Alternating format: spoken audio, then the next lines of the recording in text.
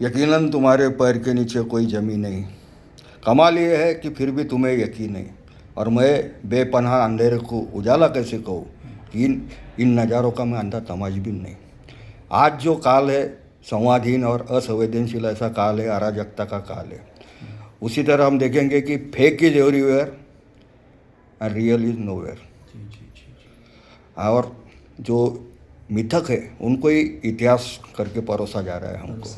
पूरी तरह से झूठा इतिहास रचा जा रहा है। तो दुष्यंत कुमार जी की वही लाइन थी कि बिल्कुल वो व्यवस्था के खिलाफ बोलते थे।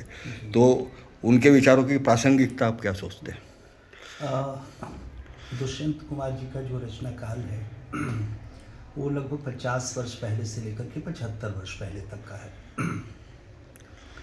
लेकिन हमारी अपने समकालीन समय और समाज के जो ज्वलंत प्रश्न हैं, जिनका संबंध एक तरफ से जनता की वास्तविक स्थिति और यथार्थ से है, दूसरी तरफ हमारी वर्तमान सत्ता व्यवस्था और उसके चरित्र से है।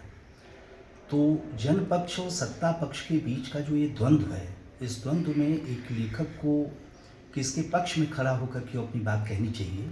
आज के 50 वर्ष पहले जिस जन पक्षधरता और जिस प्रतिबद्धता के साथ दुष्यंत कुमार जी ने अपनी गज़लों में, अपनी कविताओं में और अपने संपूर्ण साहित्यिक लेखन में जो बातें कही थी, जिस सत्य को उन्होंने उद्घाटित और प्रतिपादित किया था, आज हमारे इस दौर में 50 वर्ष और 75 वर्ष के गुजर जाने के बावजूद वो चीज़ें वैसे ही, उनके प्रश्न और उन प्रश्नों में जनता को जागृत करने के लिए जो पर्याप्त संदेश हैं, उद्बोधन और आह्वान के जो संदर्भ उसमें छुपे हुए हैं उनके साहित्य में, वो आज बहुत ही महत्वपूर्ण है।